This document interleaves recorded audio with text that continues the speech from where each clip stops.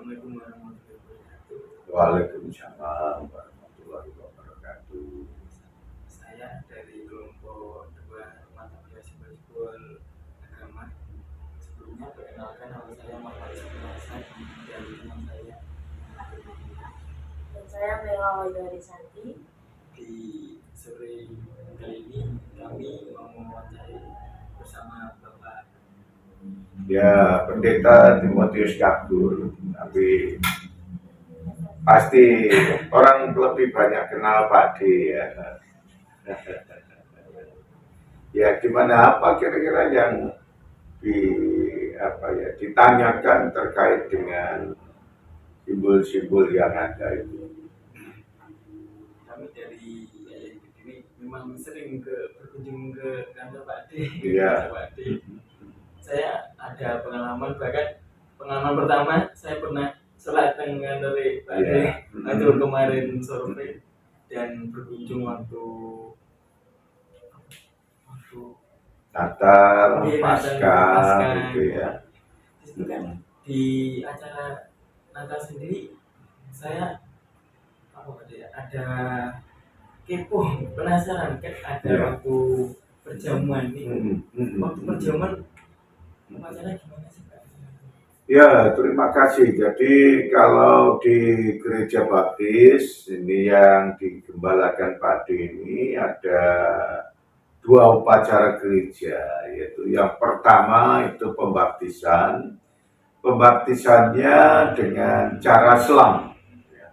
Cara selam. Jadi kalau pembaptisan cara selam itu ya masuk, ditenggelamkan di air, melambangkan mematikan kehidupan lama, yaitu hidup yang di dalam dosa, kemudian hidup dalam pelanggaran.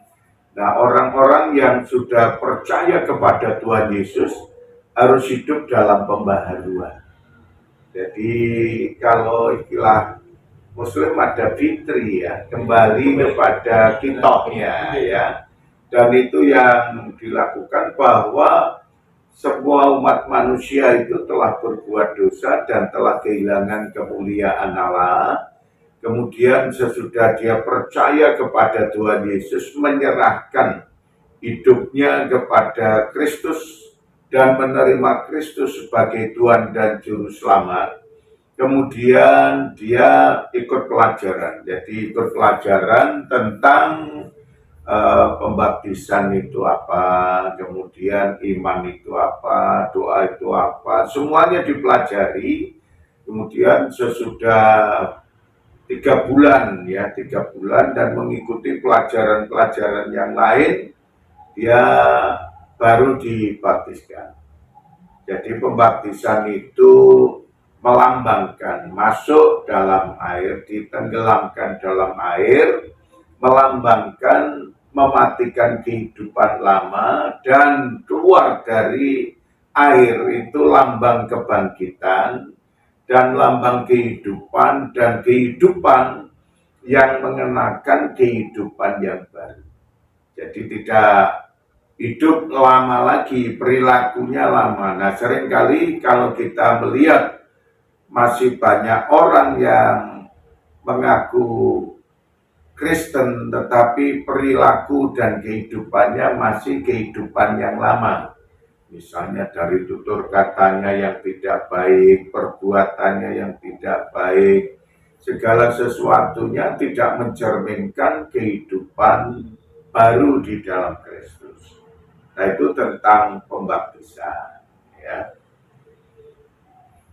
Pembaptisan sendiri itu kalau kita di Islam sendiri kan kembali ke fitrah kan setiap hari raya, bisa dikatakan 1 tahun sekali. Atau di Pak D sendiri pembaptisan itu 1 kali atau?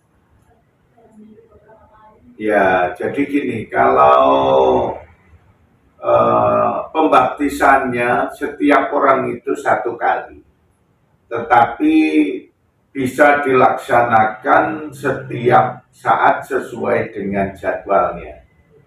Jadi tidak 1 tahun sekali, tetapi kalau di sini 3 kali dalam 1 tahun ya. Jadi misalnya bulan April, Agustus, kemudian Desember itu ada pembaptisan dan itu harus mengikuti pelajaran terlebih dahulu. Jadi tidak serta-merta kemudian dibaptiskan, enggak. Supaya memahami, mengerti. Seperti misalnya kalau di Muslim kita ini kan sesudah syahadat kita juga tahu bahwa rukun Islam ada 5. Nah itu yang harus dipelajari, bagaimana rukun Islam yang 1, 2, 3, 4, 5 itu apa saja. Nah sesudah itu kan memang yang pertama itu adalah syahadat ya. Ya kemudian sholat 5 waktu, 3 zakat, 4 puasa Ramadan, itu ya 5 haji itu ya. Nah itu yang dilakukan kan itu supaya orang itu memahami tentang syahadat itu apa maknanya. Nah kalau di tempat kami juga mengenai percaya ya, jadi ya percaya kepada Tuhan itu yang kita kenal dalam Kristus Yesus itu ya. Jadi itu yang dilakukan, kemudian pelajarannya ya kita pelajari, kita ajarkan kepada mereka supaya mereka mengerti, mereka memahami, tidak sekedar dibaptiskan, tapi sesudah dibaptiskan dia harus menyatakan perubahan hidupnya itu seperti apa itu. Ya membawa pembaharuan. Jadi kalau orang sesudah menikmati fitri kan seharusnya dia harus hidup baru terus. Jadi jangan sampai kita ini hidupnya kambuh lagi, rusak lagi, yaitu tidak diperkenankan sebenarnya. Kalau di dalam kitab 2 Korintus pasal yang kelima ayat yang ke-17 ya, bahwa kita ini sudah diperbarui, yang lama sudah berlalu, yang baru sudah datang gitu.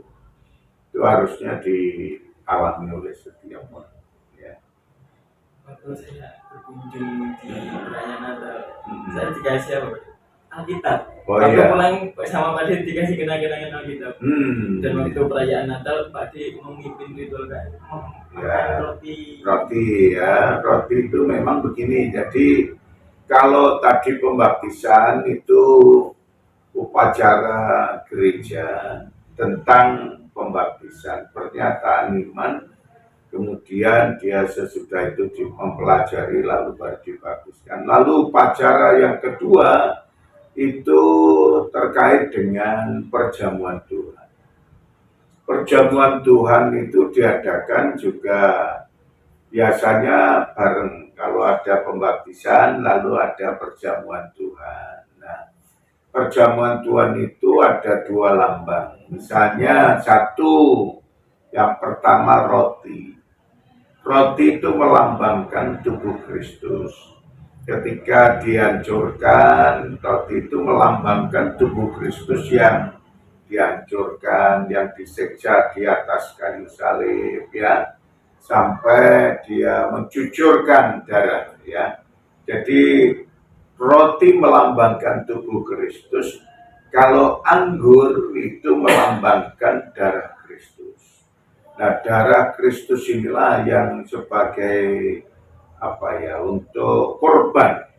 Kalau biasanya orang mengadakan korban itu sembelihan ya, misalnya kalau di Muslim ada hari Idul Adha. Nah, Idul Adha itu korban itu sebenarnya kalau menurut sejarah sejarah itu kita tidak akan membicarakan sejarahnya siapa yang dipersembahkan antara Ismail maupun Ishak ya. Nah itu yang menjadi perdebatan. Tetapi kita tahu bahwa akhirnya Ismail pun juga tidak dikorbankan, Ishak pun juga tidak dikorbankan. Tetapi kita tahu bahwa domba itu anak domba yang dikorbankan. Nah darahnya kemudian dalam versi Alkitab ya. Jadi ajaran Alkitab kami Itu sesudah itu dioleskan di jenang pintu. Jenang pintu itu kusen-kusen itu ya. Kusen-kusen itu diolesi. Kemudian ketika Allah Subhanahu wa taala, Tuhan Sang Pencipta kali semesta alam itu akan menghukum kepada orang-orang yang berdosa. Kemudian ketika ada tanda darah yang ada di kusen-kusen itu, maka Tuhan tidak akan menghukum orang-orang yang ada di dalamnya, dilewatinya, ya, dilewatinya. Ini maka dari itu istilah Passover itu jadi bahwa Tuhan melewati orang-orang yang takut kepada Tuhan, yang menjalankan perintah-perintah Allah Subhanahu wa taala itu dengan setia, maka dilewatilah, tidak ada penghukuman. Nah, itu yang terjadi. Nah, kemudian itu sebagai penyelamatan. Nah, kalau di dalam perjanjian baru, kedatangan Kristus ke dalam dunia sampai dia harus mati di atas kayu salib untuk menyelamatkan setiap umat manusia yang membuka pintu hatinya, mengundang Kristus sebagai Tuhan dan Juru Selamatnya secara pribadi. Jadi keselamatan itu bukan titipan atau kita ini titip supaya saya diselamatkan, tetapi ini mengambil keputusan itu harus pribadi, ya. Jadi pribadi yang mengambil keputusan menerima Kristus sebagai Tuhan dan Juru Selamat, maka orang itu akan diselamatkan karena imannya, ya. Waktu saya pertama kali ke gereja Pak, dan saya grogi, saya belum pernah masuk ke gereja. Apakah orang-orangnya sini sebagai waktu saya masuk, alhamdulillah disambut Pak. Ya. Saya disambut lama, saya langsung diarahkan ke gereja ini. Nanti sini, duduknya di atas. Tapi untuk sekedar tahu ini Pak D ikut atau aktif di forum kerukunan umat beragama ini Pak D. Ya. Untuk di forum kerukunan umat beragama Pak D sebagai apa D? Ya, terima kasih. Jadi ini tadi saya kelupaan yang satu mengenai Alkitab. Itu Alkitab kami sesuai dengan apa yang kami imani. Jadi namanya Kitab Suci yang terdiri dari 66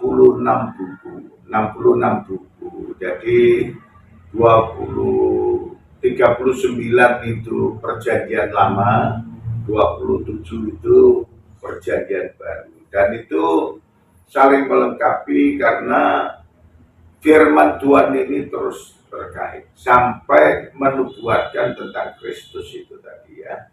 Lalu kita tahu bahwa kitab suci itu senantiasa kita pelajari karena kitab suci itu sebagai petunjuk dalam kehidupan kita. Jadi ada dalam kitab 2 Timotius ya, saya bacakan ini supaya nanti kita juga memahami. 2 Timotius pasal yang ketiga, saya akan bacakan ayat 16. Ini mengajarkan kepada kita, segala tulisan yang diilhamkan Allah memang bermanfaat untuk mengajar, untuk menyatakan kesalahan, untuk memperbaiki kelakuan, dan untuk mendidik orang dalam kebenaran. Nah, kita tahu bahwa manusia itu kan berdosa. Keberadaan kita semuanya umat manusia berdosa. Pak Din pun juga berdosa. Tidak ada manusia yang tidak berdosa. Maka dikatakan upah dosa itu adalah maut. Dihukum masuk dalam api neraka untuk selama-lamanya. Tetapi oleh karena kasih karunia dan anugerah dari Allah Subhanahu wa taala yang kami kenal di dalam Tuhan Yesus Kristus, setiap orang yang percaya kepadanya tidak akan dihukum, melainkan beroleh pembenaran, beroleh pengampunan, dan seharusnya kita masuk dalam api neraka, tetapi kita ini akan dipindahkan nanti untuk masuk dalam kerajaan surga, yaitu ya. Kemudian ketika pada saat ini saya mulai tahun 1998 itu sebenarnya sudah mengikuti dulu namanya paguyuban antar umat beragama dan pengayat kepercayaan. Kalau di situ karena Pak D termasuk ditokohkan sehingga menjadi pembina. Tapi sesudah adanya FKUB, PAUB PK ini tidak dibuyarkan, tidak dihapus, tetapi tetap dijaga sebagai sarana untuk pertemuan, kumpulnya antar umat beragama. Jadi kumpulnya orang-orang antar umat beragama ini supaya ada kerukunan, kedamaian, ketenangan, ya. Lalu FKUB itu ada tahun 2006. Undang-undangnya nomor 8 dan nomor 9, ya. Dan itu forum kerukunan umat beragama. Itu top down. Jadi dari pemerintah kemudian diwajibkan untuk seluruh daerah itu ada forum kerukunan antar umat beragama. Nah, Pak D di situ sebagai wakil ketua. Dari mulai tahun 2006 ya ini terus sampai sekarang ini wakil ketua. Ya, jadi ketuanya ganti tapi wakilnya tetap ya ini. Jadi kami senang karena semuanya itu saling menghargai, saling menghormati yang satu dengan yang lainnya, ya. Itu yang kami rasakan sehingga seperti pelangi. Jadi FKUB itu seperti pelangi. Jadi warna-warni tetapi akhirnya menjadi mejikui merah jingga kuning, ya. Dan itu menjadi indah oleh karena kebersamaan. Kita tidak membicarakan kekurangan dari si A, si B, si C, ya. Tetapi kita belajar dari kelebihan ajarannya itu apa, yang satu dengan yang lain, ya. Maka dari itu sama seperti kita. Kita ini kan punya kelebihan masing-masing dan punya kelemahan masing-masing. Ada yang gemuk, ya, ada yang kurus, ya. Tapi ini semuanya itu satu anugerah, satu apa ya, boleh dikatakan ini berkat masing-masing. Kalau diberi tubuh yang gemuk ya kita bersyukur, itu lemaknya banyak, tidak mudah kedinginan. Ya tak? Kalau yang kurus ini kurus langsing, tetapi lemaknya sedikit. Jadi seringkali dingin-dikit aja sudah kemulan. Ya kan? Beda dengan yang gemuk-gemuk itu walaupun dingin gitu itu tambah dia itu tetap tahan banting. Ya itu kelebihan. Ya. Kalau bicara mengenai simbol setiap kalau ada acara Natal, Paskah juga ada simbol apa? Santa Claus, ada Ya. telur di Paskah, ada kelinci itu. Ya. Jadi kalau kita belajar dari situ, sebenarnya itu di dalam Alkitab itu tidak menggambarkan harus ada Santa Claus dan lain sebagainya, ya. Kalau itu menggambarkan bahwa orang-orang yang percaya kepada Tuhan Yesus itu harus berbuat baik. Nah itu ada sejarahnya, memang pada saat itu ada orang yang ini kebutuhan, lalu dia itu kok malam-malam bisa memberi, ya ini tidak tahu. Ya istilahnya kalau memberi tangan kanan tidak boleh tangan kiri tahu. Jadi itu memberikan yang terbaik. Lalu orang-orang terkejut, ini. Lalu ada orang yang mengerti, ini orang yang baik itu seperti itu. Jadi digambarkan seperti sejarahnya Santa Claus itu, ya. Jadi tidak ada istilahnya yang lain-lain. Kemudian kalau Natal, kenapa ada pohon pohon Natal atau pohon cemara ya? Nah sebenarnya kalau saya perhatikan bahwa pohon cemara itu bisa hidup di mana-mana, ya. Jadi bisa hidup di mana-mana itu dalam arti kata di tempat tandus bisa hidup, di tempat basah juga bisa hidup, di tempat yang sedang-sedang juga bisa hidup, ya. Itu pohon cemara. Kalau Anda perhatikan juga seperti itu. Nah itu juga menggambarkan kepada kita di mana saja. Kalau saya mengambil dari kata rahmatan lil alamin, jadi setiap orang itu kan seharusnya kita di mana-mana itu harus menjadi rahmat. Di rahmat di mana saja saudara dan saya, di tempat yang orang sulit kita juga harus menjadi rahmatan lil alamin. Di tempat orang yang nyaman, orang-orang yang bisa ini, jadi kita juga akan menjadi rahmat. Nah sama kehidupan orang Kristen itu di mana saja harus mencerminkan kehidupan, dan kehidupan itu kehidupan yang baik. Jadi menghasilkan, menumbuhkan kasih sayang, menumbuhkan sukacita, menumbuhkan damai sejahtera, menumbuhkan ketenangan dan ketentraman bagi orang yang ada di sekitar kita. Seperti Anda, misalnya kalau di tempatnya Pak D, orang bingung ya ini nanti kalau sholat di mana ya. Saya terbuka, saya justru memberitahu silakan sholat di sini, silakan, tidak mengganggu bagi saya. Karena keimanan kepada Allah Subhanahu wa Ta'ala yang harus diwujudkan. Cara Anda menyembah dengan cara itu, cara saya menyembah dengan cara ini. Ya, jadi itu yang harus kami lakukan, ya. Maka kalau siapa tadi namanya? Hasan. Pertama teman-teman ya grogi, biasanya masuk gereja, masuk kantor Pak D, gini ini grogi. Awal-awal grogi pun enggak. Enggak tahu ya masalahnya. Dia Pak D itu ya. Sebenarnya enggak masalah. Jadi Rasulullah aja itu ketika di Ethiopia itu dia tidak ada masjid pada saat itu. Kemudian dia, nah ini pendeta ini juga menawarkan silakan untuk sholat, ya, sholat di gereja itu. Kenapa kok dipersilakan? Kenapa Rasulullah Bapak? Karena keimanannya dan lakum dinukumnya dijaga dengan baik. Penyembahannya kepada Allah sesuai dengan keyakinan masing-masing, ya.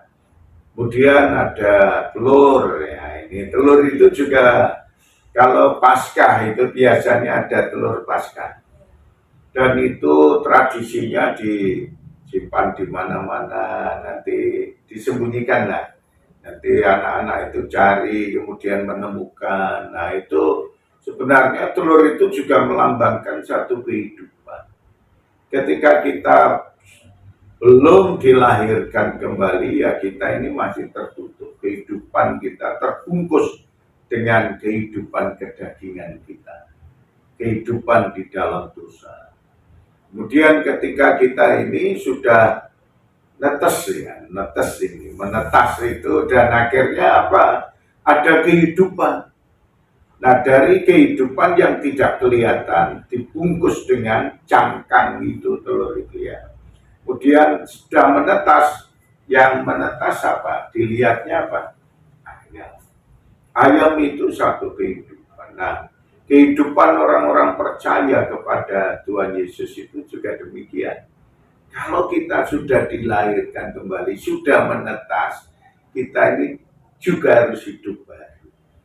Hidup yang indah, ya, punya bulu yang indah, ya.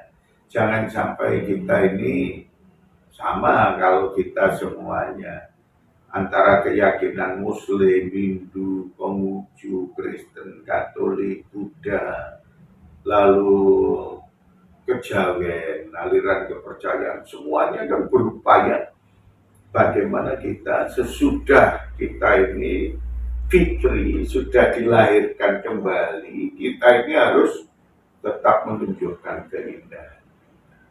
Gitu ya. Pada mungkin ini kalau berarti pohon Natal itu tidak wajib ya Pak? Tidak wajib. Jadi pohon Natal itu tidak wajib. Jadi itu hanya melambangkan. Sebenarnya kalau semuanya itu kan lambang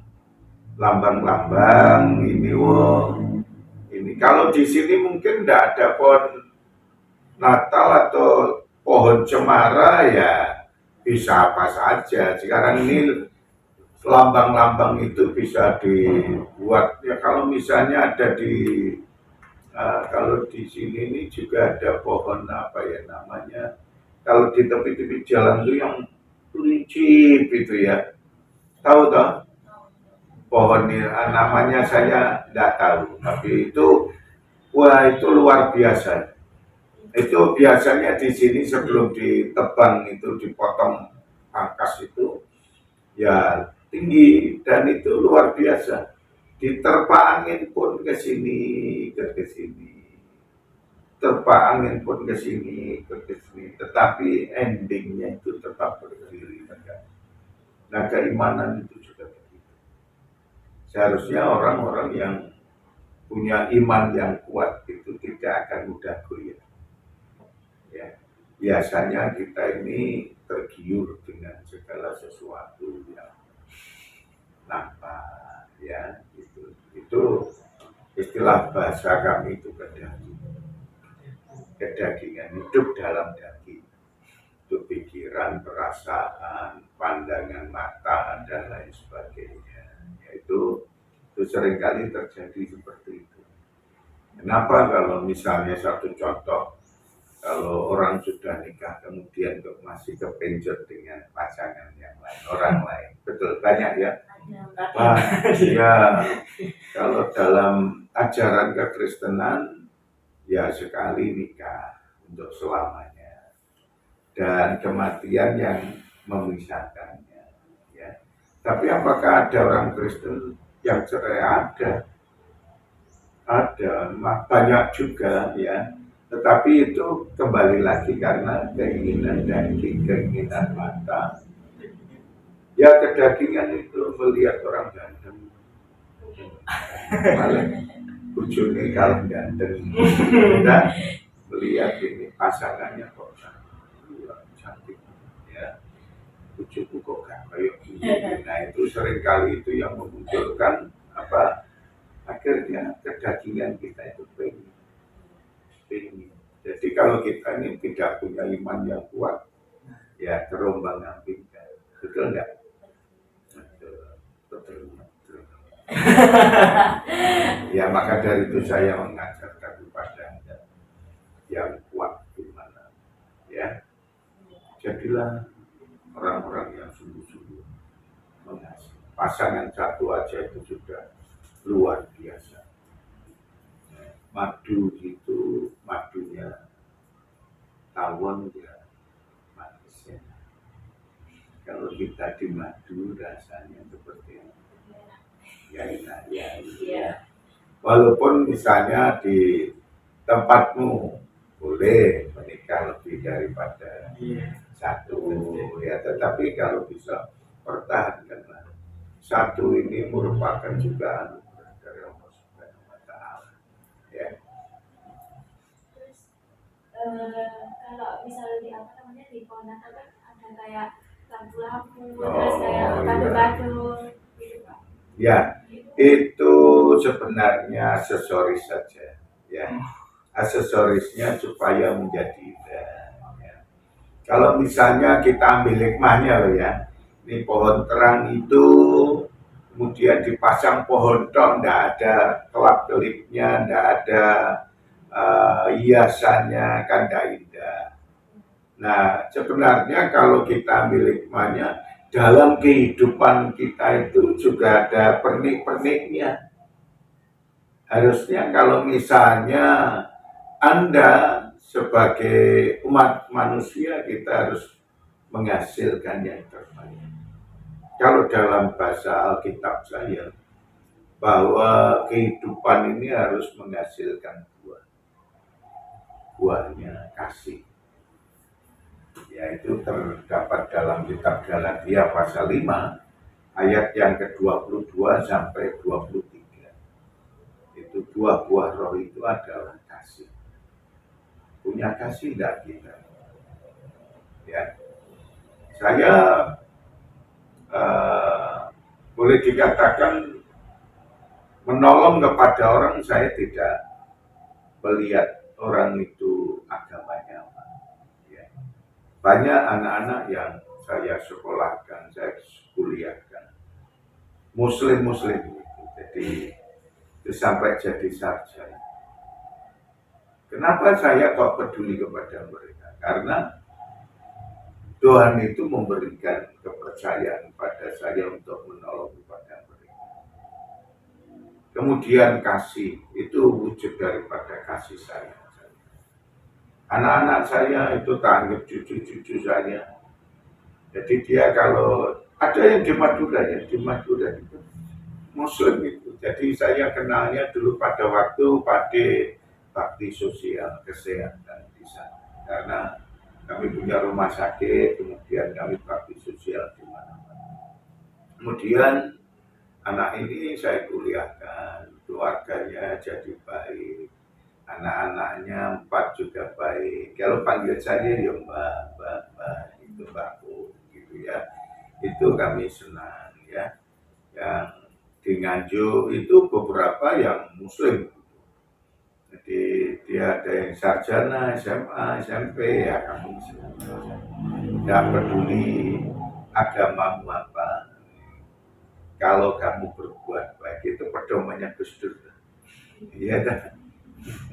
Kalau kamu melakukan yang terbaik, orang tidak akan bertanya agamamu apa. Nah, itu kan pedoman yang sangat baik. Ya. Jadi itu lambang itu pernik-perniknya. Jadi kalau ada pernik-perniknya di pohon terang, misalnya kalau diambil hikmahnya itu apa sih pernik-perniknya itu? Ya kasih, sukacita. Jadi umat Tuhan itu harus senang, gitu. Nah, ketamunan orang dia senang, gitu ya. Jangan sampai tamu yang mesti utang gitu. Gitu ya. Jangan sampai kita sambut dengan sukacita. Nanti kalau mereka punya bebannya apa didoakan ya. Kalau kita bisa memberikan uluran tangan, menolong, ya kita beri ya. Jangan sampai sudah jauh-jauh sudah boleh tangan. Nah itu tidak boleh ya. Kemudian buahnya lagi ya bahagia, damai sejahtera, ya, ketenangan, ketenteraman, ya, penguasaan diri itu bagian daripada buah-buah roh itu tadi. Jadi satu buah 9 warna, 9 rasa gitu. Istilahnya satu buah 9 rasa.